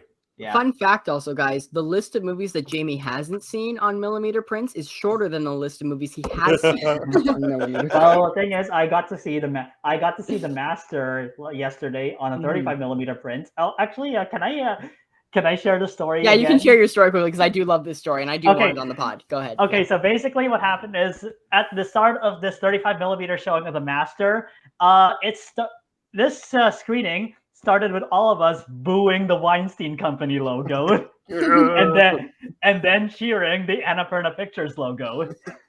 Yeah. So We love to see it. Let's see it. Ava, what's your opinion on Interstellar? I really like Interstellar, and I find a lot of sci-fi falls into a trap of like explaining things with science, but doing it so bad that anyone who knows anything about science or math is just watching like that's not how it works. So it's like painful. But Interstellar actually they had people who knew what they were talking about to like explain things. And I was also gonna say that on that note, it kind of, at least when they're explaining stuff, they feel like actual people explaining it rather than exposition dump. Yeah, it's not like this big like sci-fi mumbo jumbo, and then you got some like military guy in the corner like in English Einstein. Like no, it very much is grounded. That's exactly what I didn't like about Tenet. Yeah, exactly. I do really like also how Interstellar plays with time and space together all in one. I like the ideas that it put forward. And I also just want to say, based upon your whole science thing there, Ava, for those who haven't seen it, this is a mild spoiler for the Eternals, but if you're watching our show, I doubt you care. But the point of Eternals is that there's a celestial in the Earth, and it is going to be woken up and awakened by harvesting energy from humans. So that's why humans need to evolve, and the Eternals are there to help them evolve. It's all this big plot and plan by the other Celestials. So to wake up the Celestial, it's harvesting the energy from, like, it's harvesting energy from humans. And so we finished watching the movie, and at the end, Ava's sister looks at me and goes, so why aren't they just harvesting energy from the sun exactly? For those who don't know, my sister is literally a physicist. Yeah. Any movie that I go with her, I can just hear her go like, that's not how that works. Or like, Yeah. I just see it in her eyes. Any movie just like rolls her eyes. Any She's like, movie "That doesn't with make any science. sense." Yeah, Katie, you want to come over here and explain how science is terrible at every movie? No, she doesn't, but she's laughing. Science in Yeah. every movie is bad. But yeah, Interstellar, decent flick. Let's talk now about our good old friend, James Cameron, and his movie Aliens, This the is Alien good movie. franchise. It's a good This movie. is good The movie. franchise as a whole has some hits and some misses, but Aliens Mhm. itself is a good one, and I argue the best one. Yeah. I would actually argue that Alien is the best one. Is Alien? Also I get confused on which one is which. Alien Which one's the came original? first. Alien is the Alien. Okay, that's the Alien. best one. Yeah, that's Ridley Scott. That's Mhm. Ridley Scott's. Okay. But James Cameron's was decent, right? I'm Yes, remembering yes, this it was right. good. Prometheus I is didn't bad. Basically what it is Alien, Ridley Scott's, is more of a horror movie, while Mhm. Aliens is more of an action movie. action Okay. horror And Prometheus movie. is the Yeah, really action bad horror, one yeah. that came out recent. That was like the more recent one, Prometheus, and it's really, really bad. Prometheus isn't really bad. I would It's- look Prometheus. okay. It has a lot of its dumb moments, but I still Yeah. I still get a kick out of it. So yeah. Yeah, Prometheus is not a good movie, but it's not a bad watch, if that makes any I sense. I think I might have had Yeah. a prejudice against Prometheus because I watched it when it came out and I hadn't seen Alien or Aliens yet. Okay, that's fair enough. So Yeah. it might be why I have a hatred for Prometheus. Maybe I have I to will rewatch say it. though, Prometheus, for what it's worth, is a lot better than Alien Covenant. Though Yes. Covenant Yes. is bad. I don't think I've seen Covenant. It's- I've seen That's 3 the of them. most recent one. Yeah. That's the most recent one. Okay. You also don't need to watch Alien 3. It's not. How Uh, many of these are there? You know what I wanted to say about Alien 3 is that I think it's very interesting how that was David Fincher's very first movie, and he he had such a bad experience directing it because he was often at odds with how the studio wanted to make it. Mm. Yeah. Yeah, and well, like Fincher's resume speaks for itself when it comes to that, so I don't think we can blame him for Alien 3 too heavily. But like, yeah, Alien 3 is just kind of it's kind of like the Back to the Future 2 of the series. I like Back to the Future too. I don't. No, the cowboy one is much better. No. The It first is, one's the though. best. The second one's the Yeah. second best. The third No, one's it's the worst. not. No, Yes, it goes they 1, go 3, in 2. order. They progressively get Universally, worse. it goes 1, 3, 2. No, fuck off. All right. So I guess that's Aliens. Don't have much more to talk about that. Well, yeah, 'cause The it's last just one great, here, right? I'm not going to be able to talk too much about because I haven't seen it fully. However, it is a movie that Ava requested we talk about because she just watched it and loved it. Wait, And I I know know we were talking- Jamie's going to okay. love it because Noticing. it's sitting It's right behind right him on a there. poster. Yeah. And I know Noah's loves this movie. It's The Thing. Go crazy. Mhm. But the original versus they remade it. That Technically, was technically, this one is a remake, though. really? Yeah, it's a remake of a movie called The Thing from Another World. Oh, I didn't even know that. But I haven't even seen the original movie. But I think that if there's something a great remake like this does so well, is that you don't have to see the original. You don't have to see the original to at least get a lot out of this one because it does Yeah. it does a whole lot to stand out on its own, which is what I think that this movie does so well. Especially when it's a movie. This movie pretty much surpassed the reputation of the original too. Oh yeah. Yeah. I've never even heard of A Thing from Another Yeah. World, but Yeah. I sure have heard of The Thing. Yeah, exactly. Yeah. Yeah, I love The Thing. Personally, like my favorite genre of any genre for anything, for music, for books, for movies, is horror sci-fi. Like that's my top number one. And The Thing is like very good example of that. And I just really wish there was more horror sci-fi nowadays. Yeah, I agree. Yeah, and it's interesting to see how when this movie came out, it bombed solely because it came out at around the same time E.T. did, and everybody wanted to see the friendly alien movie more than Yeah. they did the Scary aliens are so much better. more than the scary alien movie. But like, I guess yeah, the real question is, did you guys think at the end McReady or Childs were the thing? Or do you think they were both human? I think that what makes it so great is that you don't There really is know no, at the yeah. An open-ended really know. story is always a great way to tell a story. Mhm. yeah. Not just saying that because my favorite story of all time is an open-ended story at the end. It's tough. It's always tough to land. One of the toughest things to land, right? When Yeah. you don't have a definitive ending, right? That's Mhm. tough. It's tough to get everyone to buy into it, but when you can, that's special. Yeah. Mhm. I mean, again, my second favorite movie of all time is Mulholland Drive, and I sure as hell don't even know I still don't even know whether the ending is a closed one or not. But I just still love the way it plays out. And funny enough, Has anybody here besides Jamie seen that movie? Nah, Can no. I also? What if I also? I've heard. I've heard of I it. have been but- meaning to watch it. Can I also Yeah. mention this? I got lucky and I saw it on a 35mm print at the Yeah. Lightbox. Of course, yeah. Oh my gosh. Okay, we're gonna have a special cut for New Year's. Everyone, if you want to play a drinking game with 20% or so, I'm gonna put out a cut of every episode Jamie's been on, all of his dialogue.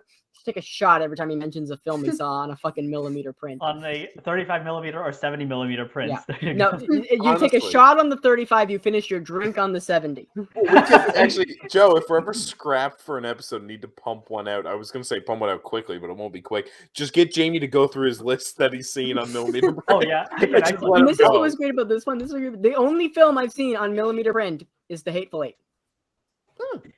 Which, funny enough, I have seen Once Upon a Time in Hollywood on 70mm. I wish I saw that on some millimeter. I loved that movie so much. And let me pull out the list of what else I've seen on 70mm. Just Oh my god, we're going to be here all night. I love actually just a quick note about Once Upon a Time in Hollywood. Noah does a fucking great impression of Leonardo DiCaprio's character getting angry at himself in his trailer when he has that big like freak out meltdown scene. Noah does an amazing impression of it, and the first time he ever did it for me, I like belted out laughing for like 5 minutes. It was so good. It's what, yeah, no, that scene specifically, it's my favorite scene in the movie because he's You so can quote it forward, fucking can you pathetic not? there.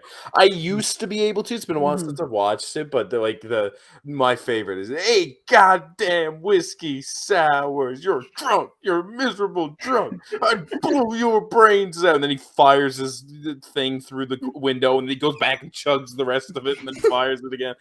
Yeah, no, I love that scene. yeah.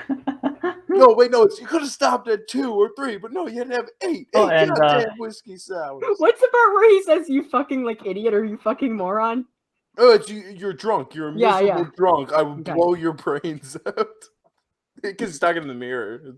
Yeah, no, I very much enjoy that. But yeah, back to the movie. The Thing is, once again, it's one of those things that has like, it's really interesting because the movie bombed, right? Nobody saw it when it came out, but yet it still has a big cultural presence. A lot of people know about The Thing. They know about that doppelganger, like specifically in the snow, all these The people trapped. imposter. Yeah, the imposter. Well, Who's sus? Well, Literally yeah, the original yeah. exactly, Among Us. right? Like You wanna that's know what what? it's inspired by. And I'm still very mad that I actually missed the 70mm showing of this at the Lightbox. Yeah. Go on, I had to bring it up. Yeah. I had to bring it up. Okay, so last thing we're going to do before we wrap up here, because that was the 11 movies we wanted to talk about. I'm going to fire off these movies really quickly, once again in the list, and I just want you guys to quickly say what you think is what they offer the most to the sci-fi genre. Let's focus on the positives, even though we're going to mention Jupiter Ascending. What does it offer that is the best thing, okay? Mhm. Dune. I got to say just overall everything about it, the way it does Yeah, space it politics, is. the special effects. I'll everything. make a statement. The best sci-fi movie since Empire Strikes Back. I'm gonna say that it's in an age where blockbusters have basically just become so prominent to the point that they feel like they're just basically churned out by corporate interests. Yeah. This is a rare one that actually feels like an event movie. Ava, anything to add? Yeah, it's complex and different, but still easy to follow and palatable. Mhm. I think that's really its biggest strength, Mhm. right? Mm-hmm. Arrival redefines time travel, does it in a great way, tells a beautiful story. I haven't And seen it. I will say about Arrival is that after it feels like you when you're watching it, you just get a lot. You're getting in touch with a very human story, but it also at the same time you feel like it'll make you want to learn another language just to find another form of communication with another person, because that's essentially the whole crux of the movie, and it does that so well. It does time travel well, which is hard to do. Mhm. Most times time travel happens, it's painful to watch and it's terrible. But this was not like a making me want to just throw up because it was that bad time travel. So good time travel. Jupiter Ascending, I will say that it had some interesting worlds that it created and some interesting fashion choices for those worlds, and that dress that Mila Kunis wears in that one scene for some reason. The biggest thing that it adds for me is it commits. Really, when you get into it, it commits. It's Yeah. not half-assed. Like you don't have to like it. You don't have to like it, but I appreciate that the Wachowskis were basically they just wanted to do something that was so crazy, so out there, and you know what? I think it stands out just for that reason. So I'm just gonna say it's goofy. That's it. Star Wars, it's part of the reason why the sci-fi genre has lived on for so long. Joe, before I'll send you Josh Lewis's Letterboxd review so that you can include it in the hyperlinks. I will. Thank you. Yeah, Star Wars, it helped define the genre. It helped elevate to new heights. It's timeless, the original trilogy. Empire is probably the greatest or one of the greatest sci-fi movies to exist. It is maybe the greatest sci-fi sequel. Mm-hmm. Yeah. It's Empire, or we get Star Wars. It's Star Wars. It's you don't have to say anything about it because there's nothing that hasn't been said about it. It's such a cultural entity, like, and we've been talking about like cultural influence. It's throughout so, this, but it's so it is. ubiquitous. Yeah, like everybody on the planet knows what Star Wars is. It's so ubiquitous, but also for good reason at that too. Yeah, exactly. And even if you hate the prequels and the sequel trilogy, the original Star Wars gave us that Star Wars. It wouldn't have happened without it. And we would also not have what Star Wars is today, where we have Clone Wars, Mandalorian, just all of that, where it's fantastic. I also wanted to add that I think it's also interesting that when you look at how conversations about Star Wars circulate compared to most other blockbusters, you can at least get an idea that when you're talking with somebody who's obviously engaging with somebody in good faith, there's at least a lot more. What was that word that Ava used earlier when I was talking about a movie? I was talking about a smaller movie versus watching Endgame again. That it was esoteric? Yes, there. Thank Yeah. you. You can get a lot of very esoteric conversations talking about Star Wars, regardless of your opinion on the movie. Yeah. Ava, anything to add about Star Wars? Not really, no. Okay. Except maybe a confession. Mhm. Of the original movies, I've never finished a complete one. Oh. I think the I only know thing what Joe's doing. And the only thing honestly, you've completed is what, Mandalorian? I've watched all of the new movies in theaters, so I Okay. can't walk out of a theater. I feel bad doing that. I love The Mandalorian, and I love sci-fi. Literally, all of my books are sci-fi. I will sit and read sci-fi for hours. But I started watching Star Wars a few times. I'm like, all right, all right. I don't know. Maybe it's just because it's been copied so many times that I'm like, it's good. Like I like what I've seen, but I'm never like, I have to keep watching this. You know? Fair enough. Yeah, Give it credit, It's but Star Wars. yeah. Superhero space movies. I'm going to focus on Guardians here. That movie knows how to take a killer soundtrack and just have a lot of fun, and it knows what it is, and it's not afraid to be that and embrace that. Mm-hmm. The ones, yeah, exactly. The ones that know what they are, and the ones that don't try to be more, or try to be more, or the ones that are different. Which there's a distinction between being more and being different, and that's all I need from a superhero movie. Well, one thing is when I'm talking about a superhero movie, I usually like it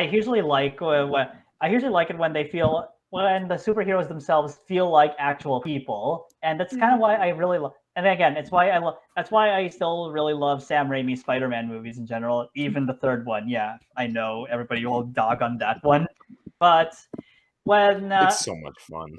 but here's the thing: when these movies are done very well, they still have that that emotional resonance, which is what I think a lot of them nowadays sadly lack because of how frequent they come by. Yeah. Well, like I think one of the I guess to bring it, I bring up anime a lot on the show. And one of the things that, and a lot of people have seen this one. It's probably one of the most Western anime. My Hero, right? Like Yeah. My Hero Academia. Specifically the first couple seasons. I think what I like from superhero movies is when you get what like All Might, right? Like that the superhero symbol thing, and I think that show really, specifically the first season with the USJ arc, really understands how to create someone you want to cheer for, and that it does a great job of stirring up the feelings that the other characters get watching this character and putting that in you as well. And I think that's one of the really I think that's something that when superhero movies and superhero TV shows, whatever, when they do right, no other genre can do it as right as that. Absolutely. I just held this up because Noah talked about anime. Yeah, Joe. The Kiki's Delivery Service. Yeah. Jamie, I don't know if you listened to our Ghibli episode that came out last month, but I'm currently obsessed with Gigi the cat. Yeah. And like, I mean, by this obsessed, I mean like, I'm no. obsessed with Gigi More. the cat. I was gonna say that it's too bad. So much. I have a I'm lamp sure too, you all know Noah. about the tragic story behind who voiced Gigi in the English dub, right? Which version of the English dub? The Disney dub. Okay, what about? You don't know who Like voiced that- it? Gigi wasn't supposed to. No. speak at What the end? happened is the voice actor for Kiki's Delivery Service in the English dub never actually saw his version because it was Phil Hartman. So I think you know the story of Phil Hartman, right? I need to hold Gigi really tightly right now. Should I? Jamie can go ahead. I'm too heartbroken. Okay. Basically, what happened was Phil Hartman. What happened was in 1998, he was murdered by his wife, and the thing is, at the time, his wife was also just becoming a major drug addict. So yeah, it's a really tragic stuff. I heard she's friends with Courtney Love now. Well, if it tells you anything, she was friends with Andy Dick, who was, you know all about him. Yeah. Sorry, just to go off, just because you mentioned like crazy people in Hollywood. I saw this article today, and I think it was from Screen Rant, and it was, why is Disney recasting Tim Allen as Buzz Lightyear? And I'm like, you need to ask that question. We need an article about this. Why? Moving on with our list here. The Matrix. Once again, it took that cyberpunk futuristic era, futuristic time, and it made it its own thing. And kind of defines it. Oh yeah, sorry. Your superhero. Do you have any comments you wanted to add on superhero sci-fi? It's become a common commodity, but it's okay to enjoy once in a while. But it's easy to get sick and tired of them. But I like Guardians. Yeah. And can we also plug in the article that I wrote about Eternals, by the way? Absolutely. Sure. Absolutely. Yeah. Joe, you gotta include. I will include it. Jamie, do you want to give people though a quick little thing what your article is about? So basically, my article was about how stands have basically co-opted we support diversity as a narrative to dismiss all the bad Eternals reviews, and I decided to write about my experience with that because of how I'm Asian, and it feels like with the way fans are talking about it, it's like they think that I should be obligated to like it, when really, fuck off. I don't. Yeah. Anyway. Yeah. It's Jamie's article is very, very well written. definitely recommend everyone check it out. I love it when Jamie writes. I know you don't do it as often as you used to, but I love it when you write, and I look forward to your next thing that you write. Yeah, The Matrix, great. Redefines that cyber techno sci-fi. It keeps itself contained. It does it really well. The whole other world view too. I like it. And now, as Jamie was saying, it has a beautiful allegory as well to help you understand the people who made it more. It evolves, right? Like that's the thing about the Matrix, and it's continuing to evolve, and that's what more can you ask from a piece of media? And I would also say that its lore in general is one that feels like you're still building upon, even now when it comes to fan theories and just all the text surrounding it, and given the Wachowskis' personal lives, I think that it's a movie that if you see it at the time, if you see it for your first time without even knowing any of this, you'll still see what's just basically one of the most iconic science fiction movies of all time. But then when you look at it through this lens, you get a whole lot more to talk about, which is what I think that is the mark of a great movie. Yeah. Eva? I like it. It's good. It deserves all the acclaim it gets. I don't know. Don't have much to say other than it's a big thumbs up. And I'll also just plug in, if you for those of you who don't know, I went and I have mentioned this already, but I saw an introduction of this movie on a 35mm print at the TIFF Lightbox with an introduction from Cale Keegan. If you haven't read his book, Lana and Lily Wachowski, yet, I highly recommend you do so because it's a wonderful read. I need to write a book about all the plugs Jamie's having me put into this. Listen, he's passionate. He is, and I love it. It's why I love having him on. Exactly. Avatar. It's pretty. Boring. Yeah, it's boring. James Cameron created a cool technology for it. I wish he wasn't making 4 more of these. Do you want one word for it? Yeah.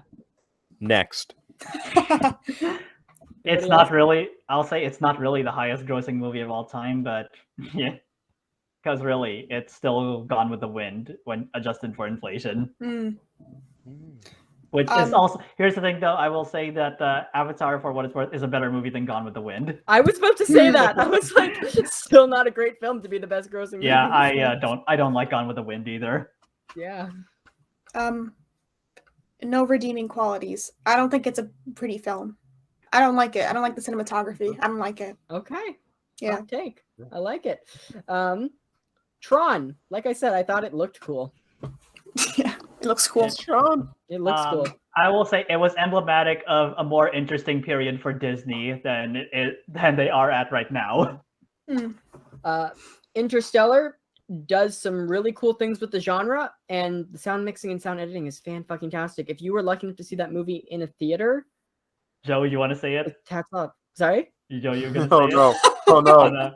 It says it on a 60 60mm play. On a 70mm. When? Yeah, you were gonna say if you were lucky to see it in theaters or on a 70mm print. Yeah. Oh, I thought you were saying that one is coming up. I thought you were saying you want to go and see it. I'm like, when? Let's go see it, Jamie. I'm in. Let's go. Interstellar, like Ava was saying before, right? Like, I think Interstellar is such a great example of the science side of science fiction. Yeah. It's good. I really like the score. It's very epic and foreboding. And it has real science in it, not just made up science words to confuse the audience. It feels it's very pretty and very gorgeous, but like Ava and Noah are saying, it's the way it brings you into the world of science without feeling like a large exposition dump. Yeah, it's very grounded. The Aliens franchise, awesome. They're kick-ass movies. Yeah, they're kick-ass and also awesome sci-fi horror mashup. The first they created the Xenomorph. Yeah, and funny enough, I will say that when I first saw Alien it was at a sleepover, and that was basically I remember the thing that got you into film. That was basically what kickstarted my love of film. Yeah. Really? That's awesome. Yeah. Noah, you know this. He told us this story. Man, listen, if I had to remember every single story I've heard, I wouldn't be able to do my job. Isn't your job to tell stories? Don't you work Yeah, for the fucking exactly. news? Yeah, exactly. But day to day, I gotta learn it and then move on to the next one. And then finally, The Thing. From what I've seen of it, it looks really cool. Definitely a movie I should watch all of. But I also say that about a lot of films that I should watch all of. You should watch all of it. You should Yeah. watch Oh it yeah, all. you absolutely should, because it rules. It does. Yeah. Yeah, Noah Schaefer's been trying to get me to watch it for forever. You should listen to Noah Schaefer. Shut up, Noah Shepherd. You should listen to Noah Schaefer and Noah Shepherd. Fucking hell. There you go. I did that enough on the Noah versus Noah episode. Yeah. All right, that wraps up our episode. I want to thank everyone for sticking with us and listening to it. Sci-Fi is making a comeback. I think I speak for all of us when I say we're all very excited to see what happens with it, especially with Denis Villeneuve. Can't wait for Dune Part 2. One by one, we're going to go around. People, tell them what you're up to. Noah? You can catch me on air most weekday afternoons. Sometimes I'm on Pieces on the Morning Show, and also on the now Saturday afternoons. Evenings, you can hear me on VOCM 590 doing my journalism thing. I've been doing some plays. So most recently, if this is out before Friday, Saturday, if you're in Newfoundland, come check out She Kills Monsters. It's showing in St. John's at the French School. You can I apologize, I don't know the real name of the school. You can find all the details on my Facebook, and if you're listening, send me a friend request and you'll be able to see that, or find the Facebook page for She Kills Monsters. And it's a great show. It's a lot of fun. It is about it's set in the 90s, and it's about this girl who she's like cheerleader type. Her little sister was very geeky, and specifically she was super into Dungeons and Dragons, and she died in a car accident. So her older sister, to try and learn more about her younger sister, decides that she is going to go on a D&D adventure that her sister wrote for her. So it's it's a lot of fun, very high action, high energy, and come check it out. Can you stop being in like every play I want to see you in, and I can't come and see you in? I really hate that. I don't think we're live streaming this either. Yeah. If we are live streaming it, then I will certainly provide links and stuff. Okay, Jamie? Well, you can catch me on Twitter, where I will be ranting about Marvel movies, and you will probably find me fighting with Movie Bob at Firewalk with Jamie. But if you want to see me write something super serious, and maybe you just want to rag on me because I'm a pretentious nerd who loves movies and hates Marvel movies, you can find my writing on medium.com/Clouds of Gaia, which is my Medium newsletter. If you aren't following it yet, well then, Joe, you know what to say. Go watch a movie on 70mm print. No, 35. 35. 31. Well then, I'm seeing Licorice Pizza on 70mm next month. So, Ava? My Instagram is Crivello and then 02.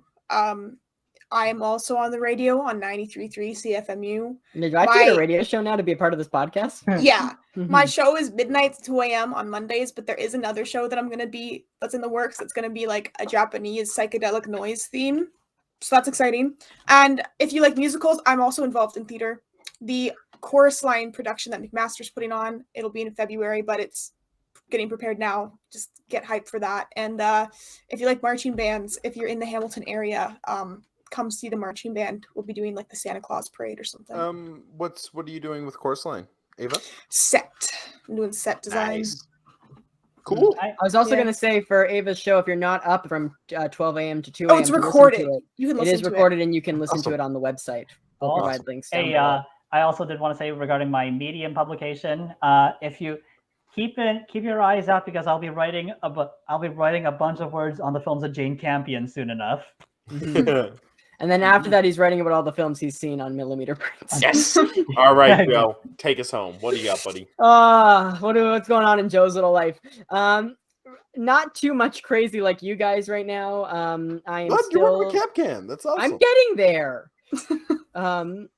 I am working right now with Canada's largest online comic book retailer, Capcan Comics. I'm in charge of all of the media side of that, so you can go give us a follow at Capcan Comics on Instagram and Twitter, and at Capcan Pressing to see all of the fun pressing and grading work we do with comics, which is really, really cool.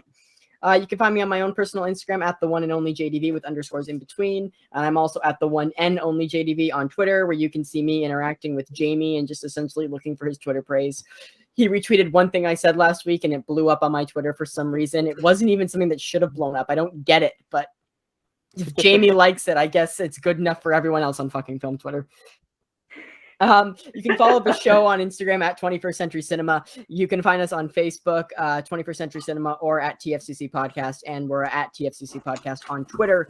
I hardly tweet on the Twitter. I should really give Noah the Twitter to tweet on it more. Should we also mention that the Dune story that I sent you on Twitter? Oh my gosh, yes. Yeah, I don't know how we mentioned it. Interjecting. How did we forget about this? Cineplex pulled fucking screenings of Eternals because it was bombing to replace it with more Dune screenings in IMAX, and I fucking love that. Amazing. I actually just remembered that I haven't told anyone. It's a story from my brother. We had a Dune incident at our place. So my brother went and saw Dune twice. Mhm. So the first time he went alone.